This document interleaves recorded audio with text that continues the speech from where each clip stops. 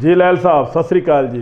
सत श्री अकाल गिल साहब। बहुत वधिया लैल साहब। जिंदगी ਦੇ ਵਿੱਚ ਜਦੋਂ ਕਹਿੰਦੇ ਗੱਲਾਂ ਬਾਤਾਂ ਕਰਦੇ ਆ ਆਪਸ ਵਿੱਚ ਰੋਜ਼ ਮੇਲ ਮਿਲਾਪ ਰੱਖਦੇ ਆ ਤਾਂ ਰੱਬ ਦੀ ਕਿਰਪਾ ਦੇ ਨਾਲ ਸਭ ਵਧੀਆ ਹੁੰਦਾ ਔਰ ਪ੍ਰਮਾਤਮਾ ਦੀ ਕਿਰਪਾ ਦੇ ਨਾਲ ਅਸੀਂ ਹਰ ਰੋਜ਼ ਤੁਹਾਡੇ ਰੂਬਰੂ ਹੁੰਦੇ ਆ। ਹਰ ਰੋਜ਼ ਅਸੀਂ ਪੋਲੀਟੀਕਲ ਗੱਲਾਂ ਕਰਦੇ ਆ, ਕਈਆਂ ਤੋਂ ਅਸੀਂ ਗਾਲਾਂ ਵੀ ਖਾਂਦੇ ਆ, ਕਈਆਂ ਤੋਂ ਅਸੀਂ ਛਿੱਤਰ ਵੀ ਖਾਂਦੇ ਆ ਔਰ ਕਈ ਲੋਕ ਸਾਡੀ ਤਾਰੀਫ ਵੀ ਕਰਦੇ ਨੇ। ਸੋ ਰਲਮਾ ਮਿਲਮਾ ਹੰਗਾਰਾ ਜਿਹੜਾ ਪੋਲੀਟੀਕਲੀ ਮਿਲਦਾ ਰਹਿੰਦਾ ਕਿਉਂਕਿ ਹਰ ਬੰਦੇ ਨੂੰ ਸ਼ੋਅ ਦੇ ਵਿੱਚ ਖੁਸ਼ ਨਹੀਂ ਕੀਤਾ ਜਾ ਸਕਦਾ, ਹਰ ਬੰਦੇ ਨੂੰ ਨਾਰਾਜ਼ ਨਹੀਂ ਕੀਤਾ ਜਾ ਸਕਦਾ ਔਰ ਜਿਨ੍ਹਾਂ 'ਤੇ ਅਸੀਂ ਤਵੇ ਲਾਉਂਦੇ ਆ, ਜਿਨ੍ਹਾਂ ਦੀ ਅਸੀਂ ਪ੍ਰੋੜਤਾ ਕਰਦੇ ਆ ਉਹ ਸਾਡੇ ਤੋਂ ਔਖੇ ਬਹੁਤ ਨੇ। ਜਿਨ੍ਹਾਂ ਦੀ ਅਸੀਂ ਤਾਰੀਫਾਂ ਕਰਦੇ ਨੇ ਉਹ ਕਹਿੰਦੇ ਨਹੀਂ ਯਾਰ ਇਹਦਾ ਸ਼ੋਅ ਹੀ ਬੜਾ ਵਧੀਆ।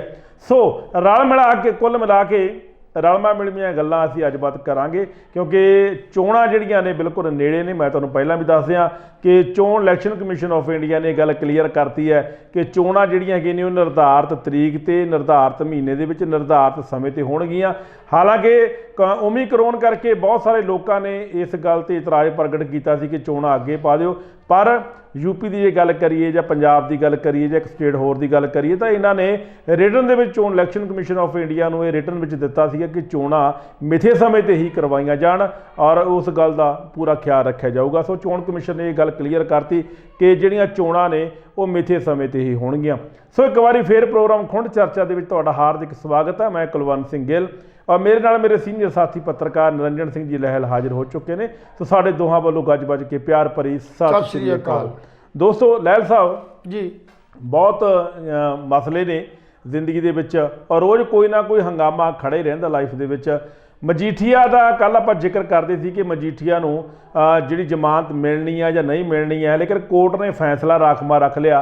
5 जनवरी ते जिहड़ा ये फैसला सी वो पाता। हालांकि ये पिछे मैनूं नहीं पता भी की कारण ने, हो सकता कोई जांच दे विच कमी होवे, हो सकता कोई डॉकूमेंटेशन दे विच कमी होवे, लेकिन मैनूं जिथों तक ये लगता है कि 5 तरीक नूं नरेंद्र मोदी साहब पंजाब दे विच आ रहे हैं, तुहानूं पता ही है, सब नूं पता है। और 5 तरीक नूं ही ये तय किया गया, डेट तय की गई है कि मजीठीए की जिहड़ी जमानत की अर्जी ते सुनवाई है वो 5 जनवरी नूं होनी है, जानी कि नवें साल च होनी है और तुरंत उस तो बाद प्रभावित चोण जाबता लग जाना है। और किते ना किते मैनूं ये लग रहा कि जमानत जिहड़ी है मजीठीआ साहब की वो पक्की लगती है भी जमानत मिल जानी है। और हालांकि कानूनी मार ये कहते हैं कि जमानत नॉन एबल वारंट ने, ये जमानत नहीं भी हो सकती, जमानत हो भी सकती, कच्चा पक्का चलता रहा। तुसीं की कहते हो कि जमानत जिहड़ी डिले है ये पहला कल होनी सी, हुणे 5 जनवरी पाती, ये पिछे कोई सियासी कारण है या कोई कानूनी कोई दा पेच ने या कानून दी कोई कमियां ने? जी 2-3 मिनट वास्ते तुसीं बोलना है, उस तो बाद फिर गल सबात होएगी। गिल साहब गल तो यह है जी भी मजीठीए की गल करन तो पहला असीं गल करांगे 2021 दे अज आखिरी दिन दी। जी बिल्कुल जी कि 2021 का जिहड़ा ये साल है ये अज खत्म होण जा रहा। बिल्कुल बिल्कुल। तो जिहड़े टीचे असीं 2021 दे शुरुआत च मिथे सी या जिहड़ियां असीं योजनावां जां उपराले ये सोचिया सी करने ने उन्हां दा लेखा जोखा जरूर करना चाहिए। जी बिल्कुल। जदों तक असीं अपना कोई लेखा जोखा अपने बीते जिहड़ा साल जा रहा जे नहीं करते तो आउण वाले नवें साल दे विच असीं कोई भी ना तो कोई योजना बना सकते हैं और ना ही कोई नवे टीचे रख सकते हैं जिन्हां दी असीं प्राप्ति करनी हुंदी है। जी जी। सो इस लंघे साल दे विच अनेकां तरह दीयां जिहड़ियां घटनावां जिहड़ियां होईयां ने, जिन्हां कि सब तो ज़्यादा वड्डी जिहड़ी घटना है वो करोना दी सी। बिल्कुल। करोना दी मार हेठ इस साल दे अंदर अनेकां ही इंडस्ट्री जिहड़ियां ने वो बंद होईयां, कारोबार बंद होए, कामे बेकार हो गए, दुकानदार जिहड़े वो दुकानां ते वपार बंद हो गया।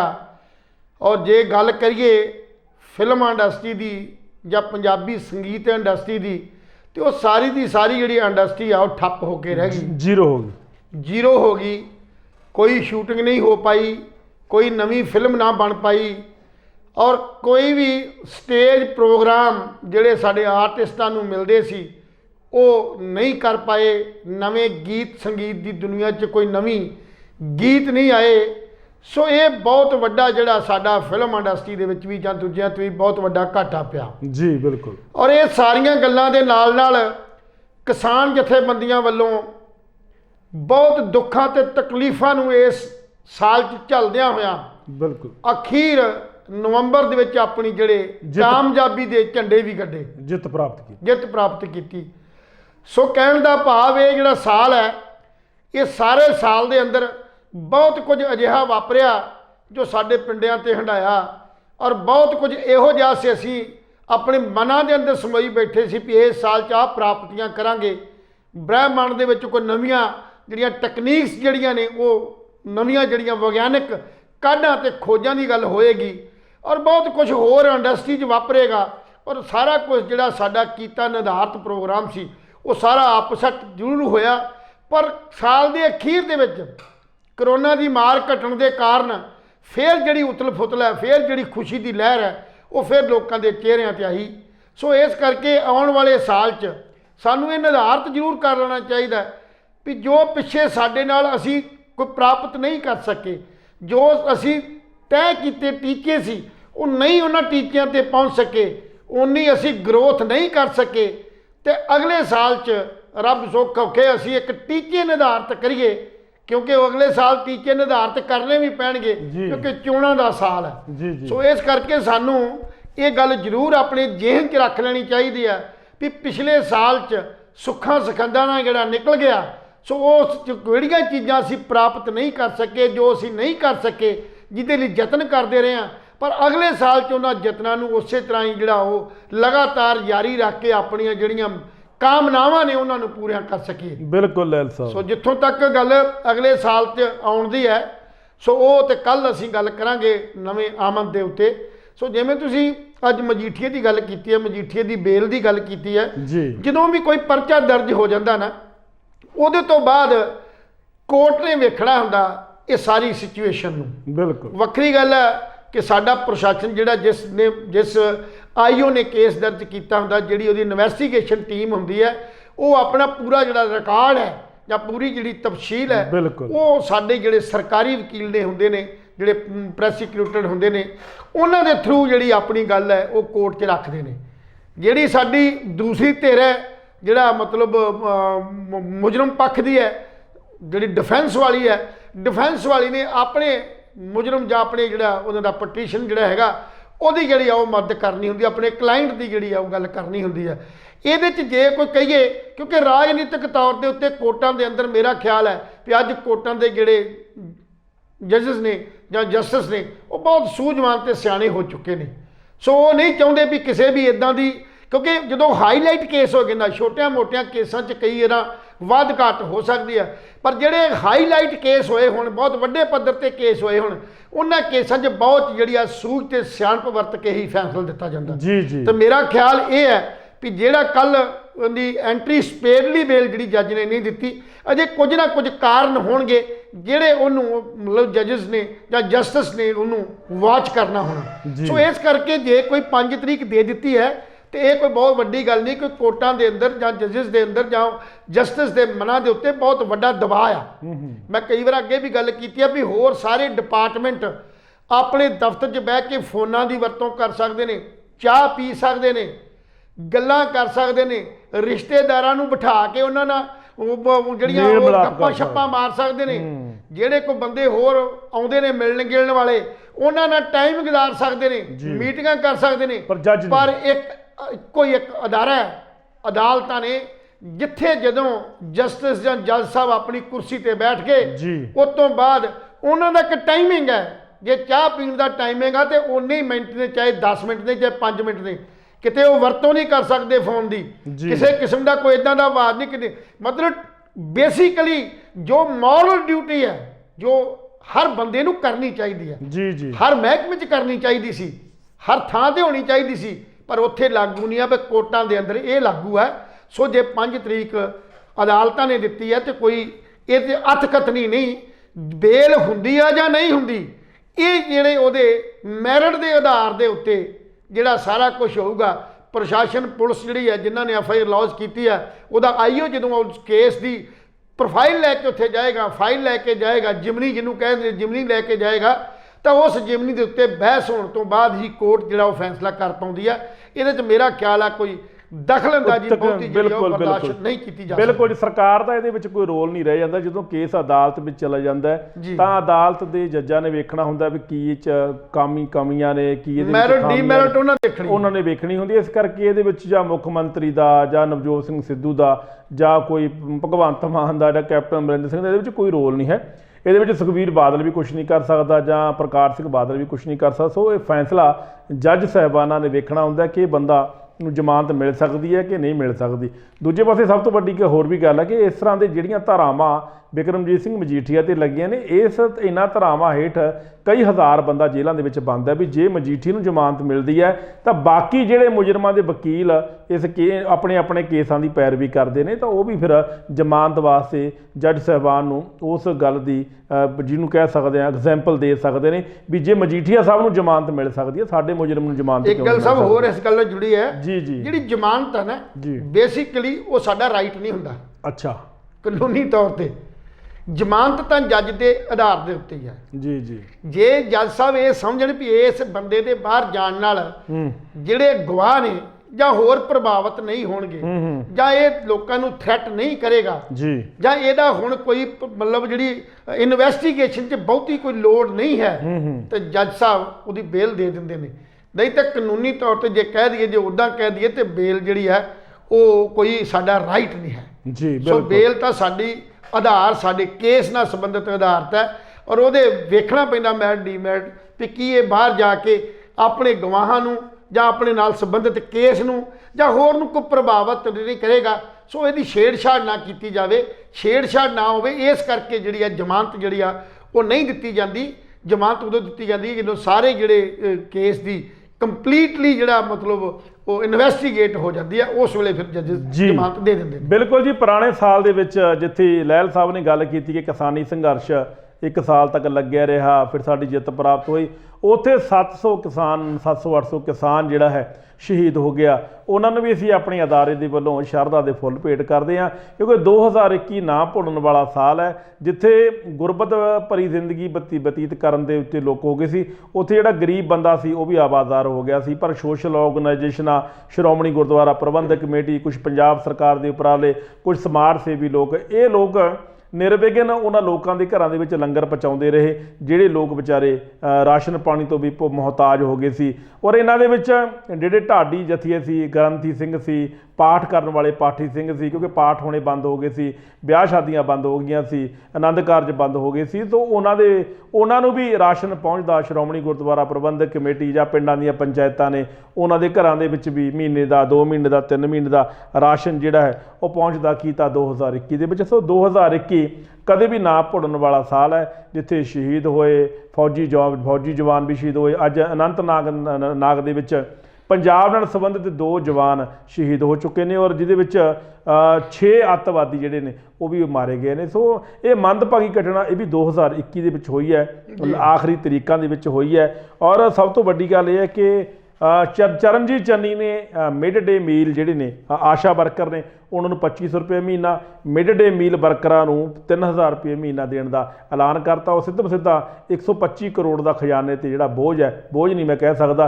ਕਿਉਂਕਿ ਗਰੀਬ ਬੰਦੇ ਨੇ, ਮਿਡ ਡੇ ਮੀਲ ਵਾਲੇ ਜਿਹੜੇ ਭੋਜਨ ਬਣਾਉਂਦੇ ਨੇ ਵਿਚਾਰੇ ਬੱਚਿਆਂ ਵਾਸਤੇ ਜਾਂ ਆਸ਼ਾ ਵਰਕਰ ਆ ਬੱਚਿਆਂ ਨੂੰ ਪੜ੍ਹਾਉਂਦੇ ਨੇ, ਉਹਨਾਂ ਦਾ ਰਾਈਟ ਵੀ ਬਣਦਾ ਸੀਗਾ। ਹਾਲਾਂਕਿ ਰਾਈਟ ਬਹੁਤ ਘੱਟ ਹੈ, 2500 ਤੇ 3500 ਰੁਪਏ ਦੇ ਵਿੱਚ 3000 ਰੁਪਏ ਦੇ ਵਿੱਚ ਗੁਜ਼ਾਰਾ ਕਰਨਾ ਬੜਾ ਮੁਸ਼ਕਿਲ ਹੈ। ਮੈਂ ਚੰਨੀ ਸਾਹਿਬ ਨੂੰ ਕਹਿਣਾ ਚਾਹੁੰਦਾ ਵੀ ਤੁਸੀਂ ਐਂ ਕਰੋ, ਮੁੱਖ ਮੰਤਰੀ ਛੱਡੋ, ਤੁਸੀਂ ਸਭ ਤੋਂ 3000 ਕੇ 10000 ਰੁਪਏ ਲੈ ਲਓ, ਤੁਸੀਂ ਆਪਣੇ ਘਰ ਦਾ ਗੁਜ਼ਾਰਾ ਚਲਾ ਕੇ ਦਿਖਾਓ। 5000 ਯੂਨਿਟ ਜਿਹੜੀ ਹੈ ਤੁਹਾਨੂੰ ਬਿਲਕੁਲ ਫ੍ਰੀ ਹੈ ਘਰ ਦੇ ਵਿੱਚ, ਹੈ ਨਾ।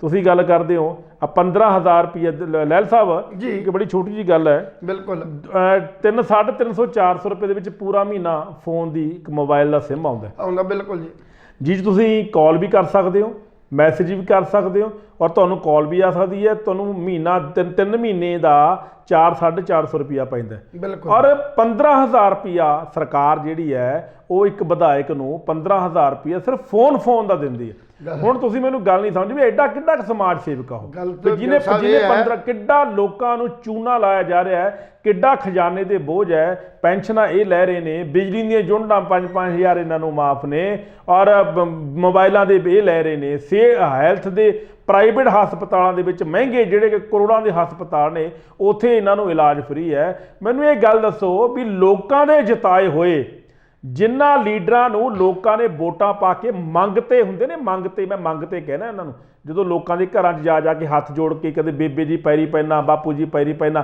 ਕੱਲ ਸੰਗਰੂਰ, ਕੱਲ ਦੀ ਗੱਲ ਦੱਸਦਾ ਲਹਿਲ ਸਾਹਿਬ, ਵੀਡੀਓ ਬੜਾ ਵਾਇਰਲ ਹੋ ਰਿਹਾ ਹੈ। ਉਹ ਵੀਡੀਓ ਦੇ ਵਿੱਚ ਕੀ ਹੈ ਕਿ ਬੇਬੇ ਦਾ ਇੰਟਰਵਿਊ ਕੀਤਾ ਜਾਂਦਾ ਜੀ। ਉਹ ਬੇਬੇ ਨੂੰ ਕਹਿੰਦੇ ਬੇਬੇ ਤੈਨੂੰ ਕਿਹੜੀ ਰੈਲੀ 'ਚ ਲੈ ਕੇ ਆਏ ਨੇ? ਕਹਿੰਦੀ ਮੈਨੂੰ ਤਾਂ ਪਤਾ ਨਹੀਂ ਕਿਹਦੀ ਰੈਲੀ 'ਚ ਲੈ ਕੇ ਆਏ ਨੇ, ਮੈਨੂੰ ਤਾਂ ਇਹ ਕਹਿ ਕੇ ਲੈ ਕੇ ਆਏ ਨੇ ਵੀ ਤੈਨੂੰ ਪੈਸੇ ਮਿਲਣਗੇ, ਤੂੰ ਰੈਲੀ 'ਚ ਚੱਲ, ਤੇਰੇ ਕੱਚੇ ਮਕਾਨ ਪੱਕੇ ਹੋ ਜਾਣਗੇ, ਵੀ ਤੂੰ ਬੋਰੀ ਲੈ ਜਾ ਨਾਲ ਤੇ ਨੋਟਾਂ ਦੀ ਭਰ ਕੇ ਲਿਆਈ ਉੱਥੋਂ। ਇੱਦਾਂ ਦੇ ਝੂਠ ਮਾਰ ਕੇ ਮਨਰੇਗਾ ਦੇ ਜਿਹੜੇ ਮਜ਼ਦੂਰ ਨੇ, ਜਿਹੜੇ ਮਨਰੇਗਾ ਦੇ ਅਧੀਨ ਕੰਮ ਕਰਦੇ ਨੇ, ਉਹਨਾਂ ਲੋਕਾਂ ਨੂੰ ਬੱਸਾਂ ਟਰੱਕਾਂ ਦੇ ਵਿੱਚ ਭਰ ਕੇ, ਟਰੈਕਟਰ ਟਰਾਲੀਆਂ 'ਚ ਭਰ ਕੇ ਚੰਨੀ ਦੀ ਰੈਲੀ ਵਿੱਚ ਲਿਜਾਇਆ ਜਾਂਦਾ ਹੈ, ਇਹ ਦਿਖਾਉਣ ਵਾਸਤੇ ਕਿ ਉੱਥੇ ਇਕੱਠ ਹੀ ਬਹੁਤ ਹੈ। ਇਕੱਠ ਉਹਨੂੰ ਕਹਿੰਦੇ ਨੇ ਵੀ ਜਿੱਥੇ ਬਿਗਲ ਵੱਜੀ ਹੋਵੇ ਵੀ ਮੈਂ ਇੱਥੇ ਆ ਰਿਹਾ, ਔਰ ਤੁਹਾਡੇ ਸਵਾਗਤ 'ਚ ਪਹਿਲੀ 10,000 ਬੰਦਾ ਖੜਾ ਹੋਵੇ। ਰੈਲੀ ਰਾਮਪੁਰਾ ਫੂਲ ਹੁੰਦੀ ਹੈ, ਬੰਦੇ ਤੁਸੀਂ ਬਠਿੰਡੇ ਤੋਂ ਇਕੱਠੇ ਕਰਦੇ ਹੋ। ਰੈਲੀ ਮਾਨਸਾ ਹੁੰਦੀ ਹੈ, ਬੰਦੇ ਤੁਸੀਂ ਸੰਗਰੂਰ ਤੋਂ ਇਕੱਠੇ ਕਰਦੇ ਹੋ, ਸਿਰਫ ਇਹ ਦਿਖਾਉਣ ਵਾਸਤੇ ਵਿਰੋਧੀ ਪਾਰਟੀਆਂ ਨੂੰ ਕਿ ਲਓ ਜੀ ਸਾਡੇ ਦਾ ਲੀਡਰ ਦੀ ਬੱਲੇ ਬੱਲੇ ਹੈ। ਸੋ ਕੁੱਲ ਮਿਲਾ ਕੇ ਗੱਲ ਇਹ ਹੈ ਜੀ ਜੀ ਰਾਜਨੀਤੀ ਹੈ ਜੀ, ਰਾਜਨੀਤੀ ਦੇ ਅੰਦਰ ਇਹ ਬਹੁਤ ਕੁਛ ਆ। ਅਸੀਂ ਜਦੋਂ ਦੇ ਵੀ ਸ਼ੋਅ ਕਰਦੇ ਹਾਂ ਤਾਂ ਸਭ ਤੋਂ ਪਹਿਲਾਂ ਅਸੀਂ ਇਹ ਮੰਗ ਉਠਾਈ ਸੀ ਵੀ ਕੀ ਵਿਧਾਇਕ ਜਾਂ ਪਾਰਲੀਮੈਂਟ ਮੈਂਬਰ ਜਾਂ ਰਾਜ ਸਭਾ ਮੈਂਬਰ ਆਪੋ ਆਪਣੀਆਂ ਸਦਨਾਂ ਦੇ ਵਿੱਚ ਕੀ ਇਹ ਮੰਗ ਰੱਖਣਗੇ ਕਿ ਜਿਹੜੇ ਸਾਨੂੰ ਸੁੱਖ ਸਹੂਲਤਾਂ ਦਿੱਤੀਆਂ ਜਾ ਰਹੀਆਂ ਨੇ ਜੀ ਜੀ ਆਮ ਮੁਲਾਜ਼ਮਾਂ ਤੇ ਮਨੁੱਖਾਂ ਨਾਲੋਂ ਇਹ ਵਾਪਸ ਲੈ ਲਈਆਂ ਜਾਣ। ਕਿਉਂਕਿ ਜਿਹੜੇ ਬੰਦੇ ਕਹਿੰਦੇ ਨੇ ਕਿ ਅਸੀਂ ਸੇਵਾਦਾਰ ਹਾਂ, ਅਸੀਂ ਲੋਕਾਂ ਦੀ ਸੇਵਾ ਵਾਸਤੇ, ਕੁਰਬਾਨੀ ਵਾਸਤੇ ਜਿਹੜੀ ਉਹ ਰਾਜਨੀਤੀ ਚਾਹੁੰਦੇ ਆ, ਜੇ ਉਹ ਸੇਵਾ ਚਾਹੁੰਦੇ ਨੇ ਤੇ ਫਿਰ ਆਮ ਮਨੁੱਖਾਂ ਨਾਲੋਂ, ਆਮ ਆਦਮੀਆਂ ਨਾਲੋਂ ਇਹ ਵੱਧ ਸੁੱਖ ਸਹੂਲਤਾਂ ਦੇ ਜਿਹੜੇ ਉਹ ਜ਼ਿੰਮੇਵਾਰ ਬਣਦੇ ਹੀ ਨਹੀਂ ਆ। ਜੇ ਤੁਸੀਂ ਇਹ ਕੀ ਸੋਚਦੇ ਹੋ, ਸਮਝਦੇ ਹੋ ਵੀ ਜਿਹੜੇ ਅੱਜ ਜਿਹੜੀਆਂ ਟਿਕਟਾਂ ਮੰਗ ਰਹੇ ਨੇ ਜਾਂ ਰਾਜਨੀਤੀ ਦੇ ਵਿੱਚ ਆਉਣ ਦੀਆਂ ਕੋਸ਼ਿਸ਼ਾਂ ਕਰ ਰਹੇ ਨੇ ਜਾਂ ਇਹ ਯਤਨ ਕਰ ਰਹੇ ਨੇ ਵੀ 2022 'ਚ ਅਸੀਂ ਜਿੱਤ ਜਾਈਏ, ਉਹ ਇਸ ਕਰਕੇ ਨਹੀਂ ਜਿੱਤਣ ਦੀਆਂ ਸੰਭਾਵਨਾ ਕਰਕੇ ਨੱਠ ਭੱਜ ਕਰ ਰਹੇ ਵੀ ਅਸੀਂ ਕੋਈ ਸੁਧਾਰ ਕਰਨਾ, ਸਮਾਜ ਦੇ ਅੰਦਰ ਕੋਈ ਹੀ ਵਿਕਾਸ ਕਰਨਾ, ਉਹ ਇਸ ਕਰਕੇ ਜਾ ਰਹੇ ਨੇ ਵੀ ਜਿਹੜੀਆਂ ਸੁੱਖ ਸਹੂਲਤਾਂ ਤੁਸੀਂ ਬਿਆਨ ਕਰ ਚੁੱਕੇ ਹੋ ਨਾ, ਹੁਣ ਜਿਹੜੀਆਂ ਪੈਨਸ਼ਨਾਂ, ਜਿਹੜੇ ਬਿਜਲੀ ਦੇ ਬਿੱਲ, ਟੈਲੀਫੋਨ ਦੇ ਬਿੱਲ, ਹਸਪਤਾਲਾਂ ਦੇ ਇਲਾਜ, ਹਵਾਈ ਜਹਾਜ਼ਾਂ ਦਾ ਸਫ਼ਰ, ਵਿਦੇਸ਼ਾਂ ਦੀ ਯਾਤਰਾ ਔਰ ਕੋਠੀਆਂ ਤੇ ਬੰਗਲਿਆਂ ਲਈ ਖੁੱਲ੍ਹਾ ਲੋਨ, ਇਹ ਬਿਨਾਂ ਕਿਸੇ ਹਿਚਕਚਾਹਟ ਦੇ ਸਰਕਾਰ ਤੋਂ ਫ੍ਰੀ ਆਫ ਕਾਸਟ ਮਿਲਦਾ ਇਹਨਾਂ ਨੂੰ ਜੀ। ਸੋ ਉਸ ਯਤਨ ਵਾਸਤੇ ਜੇ ਚਰਨਜੀਤ ਚੰਨੀ ਦੇ ਭਰਾ ਨੇ ਸਰਕਾਰੀ ਨੌਕਰੀ ਜਿਹੜੀ ਕਲਾਸ 1 ਅਫਸਰ ਦੀ ਨੌਕਰੀ ਆ, ਜੇ ਸੇਵਾ ਹੀ ਕਰਨੀ ਹੋਵੇ ਤੇ ਡਾਕਟਰ ਇੱਕ ਰੱਬ ਦਾ ਰੂਪ ਹੁੰਦਾ। ਹਾਂ, ਉਹ ਛੱਡ ਦਿਓ। ਉਹ ਕਿਸੇ ਵੀ ਹਸਪਤਾਲ 'ਚ, ਪੇਂਡੂ ਹਸਪਤਾਲ 'ਚ ਖਾਸ ਕਰਕੇ, ਸ਼ਹਿਰੀ ਨਹੀਂ, ਪੇਂਡੂ ਹਸਪਤਾਲ ਦੇ ਵਿੱਚ ਆਪਣੀ ਡਿਊਟੀ ਲਵਾ ਕੇ ਤੇ ਉਹ ਲੋਕਾਂ ਦੀ ਸੇਵਾ ਕਰੇ ਜਿਹੜੇ ਮੁਤਾਜ ਨੇ ਆਪਣੀ ਇਸ ਡਾਕਟਰੀ ਜਿਹੜੀ ਸੇਵਾਵਾਂ ਤੋਂ, ਜਿਨ੍ਹਾਂ ਨੂੰ ਡਾਕਟਰੀ ਸੇਵਾ ਨਹੀਂ ਮਿਲ ਰਹੀ, ਪਰ ਉਹ ਆਪਣੀ ਜਿਹੜੀ ਸਰਕਾਰੀ ਨੌਕਰੀ ਛੱਡ ਕੇ ਐਮਐਲਏ ਬਣਨ ਨੂੰ ਫਿਰਦਾ। ਐਮਐਲਏ ਬਣਨ ਨੂੰ ਫਿਰਦਾ। ਕਿਉਂ ਫਿਰਦਾ? ਕਾਰਨ ਇਹ ਹੈ ਵੀ ਇੱਕ ਡਾਕਟਰ ਔਰ ਜੀਪੀ ਦੀ ਮੰਜੀ ਠੋਕਣ ਨੂੰ ਫਿਰਦਾ। ਇੱਕ ਡਾਕਟਰ ਨੂੰ ਨਿਰਧਾਰਤ ਸਮੇਂ ਦੀ ਤਨਖਾਹ ਮਿਲਦੀ ਹੈ ਜੀ, ਔਰ ਉਸ ਤਨਖਾਹ ਦੇ ਮੁਤਾਬਕ ਉਹਨੇ ਚੱਲਣਾ ਹੁੰਦਾ। ਇੱਥੇ ਕੋਈ ਆਧਾਰਿਤ ਨਹੀਂ ਹੈ, ਇੱਥੇ ਫੰਡ ਬਹੁਤ ਨੇ, ਤੁਹਾਡੇ ਪੈਨਸ਼ਨਾਂ ਬਹੁਤ ਨੇ, ਬਹੁਤ ਕੁਝ ਇਹੋ ਜਿਹਾ ਜਿਹਦੇ ਵਾਸਤੇ ਤੁਸੀਂ ਇਹ ਸਾਰਾ ਯਤਨ ਕਰਦੇ ਨੇ। ਸੋ ਇਹ ਗੱਲ ਇੱਕ ਨਵੀਂ ਹੈ ਵੀ ਜਿੰਨੀ ਗੱਲ ਮਰਜ਼ੀ ਇਹ ਸਾਡੇ ਰਾਜਨੀਤਿਕ ਲੋਕ, ਜਿਵੇਂ ਤੁਸੀਂ ਚਰਨਜੀਤ ਚੰਨੀ ਹੁਣ ਐਲਾਨ ਤੇ ਕਰ ਹੀ ਰਿਹਾ, ਨਾਮ ਹੀ ਐਲਾਨ ਸਿੰਘ ਪੈ ਗਿਆ ਇਹਦਾ। ਅਸੀਂ ਚੰਗੀ ਗੱਲ ਹੋਵੇ ਚਾਹੇ 2500 ਦਿੱਤਾ, 3000 ਦਿੱਤਾ, ਘੱਟੋ ਘੱਟ ਦਾ ਨੋਟੀਫਿਕੇਸ਼ਨ ਕਰਕੇ ਸਰਕਾਰ ਤੋਂ ਇਹਨਾਂ ਨੂੰ ਅਦਾਇਗੀ ਤੇ ਸ਼ੁਰੂ ਕਰਾ ਦਿਓ। ਅਜੇ ਤੱਕ 6ਵੇਂ ਤਨਖਾਹ ਕਮਿਸ਼ਨ ਦੀ ਰਿਪੋਰਟ ਨੂੰ ਹੂਬਹੂ ਲਾਗੂ ਨਹੀਂ ਕੀਤਾ ਗਿਆ। ਕੱਲ ਵੀ ਬਹੁਤ ਵੱਡਾ ਇੱਕ ਬਿਆਨ ਤਾਂ ਵੀ 1 ਤਰੀਕ ਤੋਂ ਬਾਅਦ ਇੰਨੇ ਲੱਖ ਕਰਮਚਾਰੀਆਂ ਨੂੰ ਫਾਇਦਾ ਹੋਏਗਾ। ਇਹ ਸਿਰਫ ਸਾਡੀ ਪੱਤਰਕਾਰੀ ਵੱਲੋਂ ਲਿਖੀਆਂ ਗਈਆਂ ਖਬਰਾਂ ਨੇ, ਉਹਨਾਂ ਵੱਲੋਂ ਬੋਲੀਆਂ ਗਈਆਂ ਤੇ ਲਿਖਤੀਆਂ ਗਈਆਂ। ਅਸਲ 'ਚ ਜ਼ਮੀਨੀ ਜੇ ਪੱਧਰ ਤੇ ਵੇਖੀਏ ਤੇ ਅਜੇ ਤੱਕ ਨੋਟੀਫਿਕੇਸ਼ਨ ਨਹੀਂ ਹੋਏ। ਬਿਲਕੁਲ ਸਵਾਲ ਇਸ ਗੱਲ ਦਾ ਉਹ ਗੱਲ ਵੱਖਰੀ ਹੈ ਕਿ ਚਰਨਜੀਤ ਚੰਨੀ ਵੀ ਕਹਿੰਦਾ ਵੀ ਅਜੇ ਚੋਣਾਂ ਅੱਗੇ ਹੀ ਪੈ ਜਾਣ, ਉਹ ਇਸ ਕਰਕੇ ਕਹਿ ਜਾਂਦਾ ਹੈ, ਕੋਈ ਸਮਝਦਾ ਵੀ ਮੈਨੂੰ ਹੋਰ ਮੌਕਾ ਮਿਲੇ ਰੌਲਾ ਰੱਪਾ ਪਾਉਣ ਦੀ। ਬਿਲਕੁਲ ਬਿਲਕੁਲ। ਤੇ ਮੇਰਾ ਜਿਹੜਾ ਅਕਸ਼ ਹੈ ਕਿਤੇ ਇਹ ਨਾ ਹੋਏ ਵੀ ਇਹਨੂੰ ਖਰਾਬ ਹੋਵੇ। ਅਕਸ਼ ਤਾਂ ਉਹਨੇ ਵਧੀਆ ਬਣਾ ਲਿਆ, ਇਹਦੇ 'ਚ ਕੋਈ ਸ਼ੱਕ ਨਹੀਂ। ਐਲਾਨ ਕਰਕੇ ਪਿੰਡਾਂ 'ਚ ਬੱਚੀਆਂ ਜੱਫੀਆਂ ਪਾ ਕੇ ਬੁੜੀਆਂ ਬੜੀਆਂ ਨੂੰ, ਹੁਣ ਕੱਲ੍ਹ ਦੀ ਜਿਹੜੀ ਤੁਸੀਂ ਗੱਲ ਕਹਿੰਦੇ ਹੋ, ਅਨੇਕਾਂ ਹੀ ਪਿੰਡਾਂ ਦੇ ਲੋਕ ਪਿਛਲੀ ਜਿਹੜੀ ਇਲੈਕਸ਼ਨ ਜਾਂ ਪਿਛਲੀ ਇੱਕ ਇਹਦੀ ਜਿਹੜੀ ਆ ਉਹ ਲੁਧਿਆਣੇ ਜਦ ਕਿੱਥੇ ਇੱਕ ਰੈਲੀ ਹੋਈ, ਰੈਲੀ ਹੋਣ ਦੇ ਬਾਅਦ ਇੱਕ ਪੱਤਰਕਾਰ ਨੇ ਇੱਕ ਭਈਏ ਨੂੰ ਜਿਹੜਾ ਕਿ ਯੂਪੀ ਦਾ ਸੀ ਉਹਨੂੰ ਪੁੱਛ ਲਿਆ ਵੀ ਤੁਸੀਂ ਕਿਹਦੀ ਰੈਲੀ 'ਚ ਆਏ ਹੋ? तो वो कहना हमें नहीं मालूम कौन सा है, चूनी चानी बोलते हैं, चूनी चानी के आए हैं हम। सो कहने का भाव बहुत वड्डी जिहड़ी गिनती है इनू पैदा करने वास्ते आसे पासे तो खरीद के 300 रुपये दिहाड़ी के उत्ते बंदे लैके आते हैं। मस्कीन साहब ने सच कहा सी भी बहुत वड्डे इकट्ठ चंगे लोग नहीं होंदे ते चंगे लोगों का इकट्ठ ही नहीं होंदा। क्या बात है, क्या बात है। ये उन्होंने दे मखार बिन तो जिहड़े शब्द निकलते हैं। सो ये जिहड़ी राजनीतिक लोगों की ये ड्रामेबाजी है, ये एक दूजे नूं नीवें मतलब दिखाउण वास्ते ये वड्डे वड्डे जिहड़े इकट्ठ ने ਜਾਂ ਵੱਡੀਆਂ ਵੱਡੀਆਂ ਰੈਲੀਆਂ ਕਰਕੇ ਇਹ ਸਾਬਤ ਕਰਨ ਦੀ ਕੋਸ਼ਿਸ਼ ਕਰਦੇ ਨੇ। ਸੋ ਨਾ ਤਾਂ ਬੁੜੀ ਦਾ ਕੋਠਾ ਸੁਵਰਨਾ ਔਰ ਨਾ ਹੀ ਕੁਛ। ਪਿਛਲੀ ਇਲੈਕਸ਼ਨ 2017 ਦੀ ਇਲੈਕਸ਼ਨ 'ਚ ਮੈਂ ਗੱਲ ਕਰਦਾ, ਇਹਦਾ ਮਕਰੌਨਾ ਹੀ ਪਿੰਡ ਹੈ, ਆਪਣੇ ਨਾਨਕੇ ਆ ਮੇਰਾ ਖਿਆਲ ਚਰਨਜੀਤ ਚੰਨੀ ਦੇ, ਤੇ ਉਸ ਇਲਾਕੇ 'ਚ ਅਸੀਂ ਵੀ ਕੰਪੇਨਿੰਗ ਤੇ ਸੀ। ਅੱਛਾ। ਮੈਂ ਉਹ ਪਿੰਡ ਵੇਖੇ ਜਿਸ ਪਿੰਡ ਕਿ ਤੁਸੀਂ ਮੇਰਾ ਖਿਆਲ ਆ ਰੱਬ ਵੀ ਜਾਣ ਤੋਂ ਤਰਸਦਾ ਹੋਏਗਾ। ਇੰਨੀ ਮੰਦੀ ਹਾਲਤ ਉਹਨਾਂ ਪਿੰਡਾਂ ਦੀ।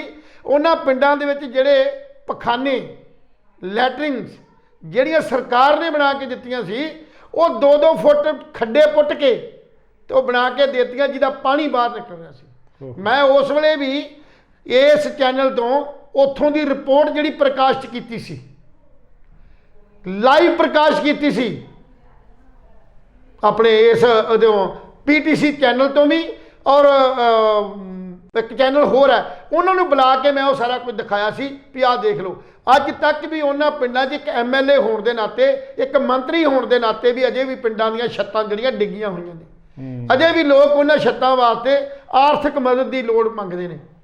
ਜੇ ਅਨੇਕਾਂ ਲੋਕਾਂ ਦੇ ਪਿੰਡਾਂ ਦੇ ਸਰਵੇ ਕਰਾ ਲਏ ਜਾਣ ਨਾ, ਤੇ ਪਿੰਡਾਂ ਦੇ ਵਿੱਚੋਂ ਅਜੇ ਵੀ 70% ਲੋਕ ਜਿਹੜੇ ਨੇ ਜਿਨ੍ਹਾਂ ਤੱਕ ਉਹ ਸੁਵਿਧਾ ਪਹੁੰਚੀ ਹੋਣੀ ਆ, ਅਜੇ ਤੱਕ ਉਹਨਾਂ ਨੂੰ ਕੋਈ ਆਰਥਿਕ ਮਦਦ ਨਹੀਂ ਪਹੁੰਚੀ। ਨਾ ਹੀ ਉਹ ਸਕੀਮਾਂ ਜਿਹੜੀਆਂ ਸਰਕਾਰ ਵੱਲੋਂ ਜਾਰੀ ਕੀਤੀਆਂ ਗਈਆਂ, ਕੱਚੇ ਮਕਾਨਾਂ ਨੂੰ 3000 ਜਾਂ 6000 ਰੁਪਇਆ ਲੋਨ ਦੇਣ ਦੀ ਗੱਲ, ਜਿਹੜੀ 6 ਲੱਖ ਦੇਣ ਦੀ ਗੱਲ ਕੀਤੀ ਸੀ ਇਹਨਾਂ ਨੇ ਪਿਛਲੇ ਸਮੇਂ। ਕੱਚੇ ਮਕਾਨਾਂ ਨੂੰ ਪੱਕਿਆਂ ਕਰਨਾ 'ਚ ਬਹੁਤ ਵੱਡਾ ਇਸ਼ਤਿਹਾਰ ਚਰਨਜੀਤ ਚੰਨੀ ਨੇ ਦਿੱਤਾ। ਉਹਨਾਂ ਵਾਸਤੇ ਜਿਹੜੇ ਝੁੱਗੀਆਂ ਦੇ ਝੌਂਪੜੀਆਂ ਰਹਿੰਦੇ ਨੇ, ਉਹਨਾਂ ਨੂੰ ਕਿਤੇ ਬਸੇਰੇ ਜਿਹੜੇ ਬਣਾ ਕੇ ਦਿੱਤੇ ਨੇ। ਜੇ ਉਹਨਾਂ ਦੀ ਤੁਸੀਂ ਜਾ ਕੇ ਤਫਤੀਸ਼ ਕਰ ਲਓ ਤਾਂ ਤੁਹਾਨੂੰ ਪਤਾ ਲੱਗ ਜਾਏਗਾ। ਅਜੇ ਕੱਲ੍ਹ ਹੀ ਇੱਕ ਸਰਕਾਰੀ ਬੱਸਾਂ ਜਿਹੜੀਆਂ ਨੇ 80 ਬੱਸਾਂ ਜਿਹੜੀਆਂ ਪਾਈਆਂ ਨੇ ਨਾ, ਉਹਨਾਂ ਬੱਸਾਂ 'ਤੇ ਗੱਡੀ ਦੇ ਡਰਾਈਵ ਕਰਕੇ ਦੋਨੇ ਜਾਣੇ ਟਰਾਂਸਪੋਰਟ ਮੰਤਰੀ ਵੀ ਤੇ ਸਾਡੇ ਮੁੱਖ ਮੰਤਰੀ ਵੀ ਇਹ ਸਾਬਤ ਕਰਨ ਦੀ ਕੋਸ਼ਿਸ਼ ਕਰ ਰਹੇ ਵੀ ਅਸੀਂ ਨਵੀਆਂ ਬੱਸਾਂ ਪਾਤੀਆਂ। ਔਰ ਕੱਲ੍ਹ ਹੀ ਉੱਦਾਂ ਦੇ ਡਰਾਈਵਰ ਉਹਨਾਂ ਨੂੰ ਮੁੱਕੀਆਂ ਮਾਰ ਕੇ ਦੇਖ ਰਹੇ ਸੀ। ਇਹ ਚਾਦਰ ਜਿਹੜੀ ਇੰਨੀ ਭੈੜੀ ਹੈ, ਉਹਨਾਂ ਦੇ ਨੱਟ ਬਾਹਰ ਨਿਕਲ ਰਹੇ ਸੀ। ਕਿ ਚਰਨਜੀਤ ਚੰਨੀ ਜੀ ਜਿਹੜਾ ਆਰਡਰ ਹੋਇਆ ਸੀ ਬੱਸਾਂ ਦਾ, ਟੈਂਡਰ ਹੋਇਆ ਸੀ, ਉਸ ਟੈਂਡਰ ਦੇ ਮੁਤਾਬਕ ਬੱਸ ਦੀ ਜਿਹੜੀ ਕੀਮਤ ਹੈ ਜਿਹੜੀ ਤੁਸੀਂ ਅਦਾ ਕੀਤੀ ਹੈ, ਇੱਕ ਉਹਦੇ ਬਦਲ 'ਚ ਹੋਰ ਪ੍ਰਾਈਵੇਟ ਸੈਕਟਰ ਜਿਹੜਾ ਬਿਲਡਰ ਹੈ ਉਹ ਤੋਂ ਅੰਦਾਜ਼ਾ ਲਵਾ ਕੇ ਤੇ ਇਹਦੀ ਜਿਹੜੀ ਆ ਮੈਜ਼ਰਮੈਂਟ ਕਰਾਈ ਜਾਵੇ ਬੱਸਾਂ ਦੀ। ਤੇ ਜਿਹੜਾ ਮਟੀਰੀਅਲ ਇਸ ਬੱਸ ਤੇ ਲਾਏ ਗਏ ਨੇ ਉਹ ਮਟੀਰੀਅਲ ਬੇਸਿਕਲੀ ਜੋ ਸਟੈਂਡਰਡ ਜੋ ਸਾਨੂੰ ਉਹਨਾਂ ਨੇ ਆਪਣੇ ਟੈਂਡਰ 'ਚ ਲੈ ਕੇ ਦਿੱਤਾ ਸੀ, ਸਟੈਂਡਰਡ ਜਿਹੜੇ ਸੀ ਉਹਦਾ ਚਾਦਰ ਦਾ ਜੋ ਹੈਗਾ। ਸੋ ਇਸ ਕਰਕੇ ਇਹ ਸਾਰਾ ਕੁਝ। ਔਰ ਨਵੀਂ ਗੱਲ ਹੋਰ ਵੀ ਕਈ ਇਹੋ ਜਿਹੇ, ਮੈਂ ਸਰਕਾਰੀਏ ਦੀ ਵੀ ਗੱਲ ਨਾਲ ਹੀ ਕਰਦੇ ਹਾਂ, ਜਿੱਥੋਂ ਤੱਕ ਇਹਨਾਂ ਦੀ ਗੱਲ ਇੱਥੇ ਪਿਛਲੇ ਵਣ ਵਿਭਾਗ 'ਚ ਜਾਂ ਕਿਸੇ ਹੋਰ ਖੇਤੀਬਾੜੀ ਡਿਪਾਰਟਮੈਂਟ 'ਚ ਬਹੁਤ ਵੱਡੇ ਇੱਕ ਟੈਂਡਰ ਇਸ਼ੂ ਹੋਏ ਸੀ, ਜਿੰਨਾ ਟੈਂਡਰ 650 ਕਰੋੜ ਰੁਪਏ ਦਾ ਘਪਲਾ ਉੱਚ ਹੋ ਗਿਆ, ਔਰ ਉਸ ਘਪਲੇ ਦੀ ਅੱਜ ਤੱਕ ਕੋਈ ਜਾਂਚ ਨਹੀਂ ਹੋ ਰਹੀ। ਸੋ ਇਹ ਸਾਰੇ ਜਿਹੜੇ ਨੇ ਮੰਤਰੀ ਹੋਏ, ਚਾਹੇ MLA ਹੋਏ, ਚਾਹੇ ਜਿਹੜੇ ਰਾਜਨੀਤਿਕ ਲੋਕ ਨੇ, ਰਾਜਨੀਤੀ ਦਾ ਸਵਾਦ ਲੈਣ ਵਾਸਤੇ ਬਹੁਤ ਹੋਰ ਵੀ ਅਨੇਕਾਂ ਜਿਹੜੀਆਂ ਰਾਜਸੀ ਪਾਰਟੀਆਂ ਨੇ ਉਹ ਯਤਨ ਕਰਦੀਆਂ ਨੇ। ਸੋ ਚਰਨਜੀਤ ਚੰਨੀ ਦੀਆਂ ਰੈਲੀਆਂ 'ਚ ਜਾਂ ਬਾਦਲ ਦੀਆਂ ਰੈਲੀਆਂ 'ਚ ਜਾਂ ਦੂਜੇ ਦੀ ਕੈਪਟਨ ਦੀਆਂ ਰੈਲੀਆਂ 'ਚ ਜਾਂ ਮਤਲਬ ਕੇਜਰੀਵਾਲ ਦੀਆਂ ਰੈਲੀਆਂ 'ਚ ਜੇ ਇਹ ਤੁਸੀਂ ਮਤ ਸੋਚੋ ਵੀ ਉਹਦੇ ਵਿੱਚ ਸਾਰੇ ਦੇ ਸਾਰੇ ਸਪੋਰਟਰ ਨੇ, ਉਹ ਸਾਰੇ ਹੀ ਦਿਹਾੜੀਦਾਰ ਨੇ, ਦਿਹਾੜੀ ਤੇ ਪੈਸੇ ਲੈ ਕੇ ਜਿਹੜੇ ਉਹ ਲੋਕਾਂ ਨੂੰ ਲੈ ਕੇ ਆਉਂਦੇ ਨੇ ਵਿਖਾਵਾ ਕਰਨ ਵਾਸਤੇ। ਸੋ ਲੋਕਾਂ ਨੂੰ ਇਹਨਾਂ ਦੀ ਇਸ ਨੀਤੀ ਦੇ ਉੱਤੇ ਲਾਜ਼ਮੀ ਗੱਲ ਹੈ ਕਿ ਪੜਚੋਲ ਜ਼ਰੂਰ ਕਰਨੀ ਚਾਹੀਦੀ ਹੈ ਤਾਂ ਕਿ ਪਤਾ ਲੱਗ ਸਕੇ ਵੀ ਇਹ ਲੋਕ ਜਿਹੜੇ ਸਾਨੂੰ 2022 ਦੀਆਂ ਇਲੈਕਸ਼ਨਾਂ 'ਚ ਮੂਰਖ ਬਣਾਉਣ ਵੱਲ ਵਧ ਰਹੇ ਨੇ। ਪਤਾ ਕੀ ਗੱਲ ਹੈ ਲੈਲ ਸਾਹਿਬ, ਤੁਹਾਨੂੰ ਮੈਂ ਦੱਸਦਾ, ਤੁਹਾਡੀਆਂ ਗੱਲਾਂ 'ਚੋਂ ਗੱਲ ਮੇਰੀ ਨਿਕਲ ਆਉਂਦੀ ਹੈ ਜੀ। ਪ੍ਰੋਬਲਮ ਇੱਥੇ ਇਹ ਹੈ ਵੀ ਜਿਹੜੇ ਸਾਡੇ ਬੇਈਮਾਨ ਲੀਡਰ ਨੇ, ਵੈਸੇ ਤਾਂ ਤਕਰੀਬਨ ਲਗਭਗ ਸਾਰੇ ਹੀ ਬੇਈਮਾਨ ਨੇ, 2-4 ਹੋਣਗੇ ਇਮਾਨਦਾਰ, ਅਤੇ ਇਮਾਨਦਾਰਾਂ ਦੀ ਗਿਣਤੀ ਘੱਟ ਹੈ, ਠੱਗਾਂ ਦੀ ਵੱਧ ਹੈ। ਇਹ ਲੋਕ ਚੰਗੀ ਤਰ੍ਹਾਂ ਜਾਣਦੇ ਨੇ ਕਿ ਪਿੰਡਾਂ ਦੇ ਵਿੱਚ ਜਿਹੜੇ ਬਿਲਕੁਲ ਰੂਰਲ ਨੇ, ਜਿਹੜਾ ਬਿਲਕੁਲ ਦਲਿਤ ਪਿੰਡ ਨੇ ਜਾਂ ਪਿੰਡਾਂ ਦੇ ਵਿੱਚ ਬੜੀ ਗਿਰਾਵਟ ਹੈ, ਉਹਨਾਂ ਪਿੰਡਾਂ ਦੀਆਂ ਵੋਟਾਂ ਹਾਸਲ ਕਿਵੇਂ ਕੀਤੀਆਂ ਜਾ ਸਕਦੀਆਂ, ਇਹ ਲੋਕ ਚੰਗੀ ਤਰ੍ਹਾਂ ਜਾਣਦੇ ਨੇ। ਉਹਨਾਂ ਨੂੰ ਇਹ ਹੁੰਦਾ ਹੈ ਵੀ ਇਹਨਾਂ ਨੂੰ ਨਾ ਸੜਕਾਂ ਦੀ ਲੋੜ ਹੈ, ਨਾ ਗਲੀਆਂ ਦੀ ਲੋੜ ਹੈ, ਇਹਨਾਂ ਨੂੰ ਕਿਸੇ ਚੀਜ਼ ਦੀ ਲੋੜ ਨਹੀਂ।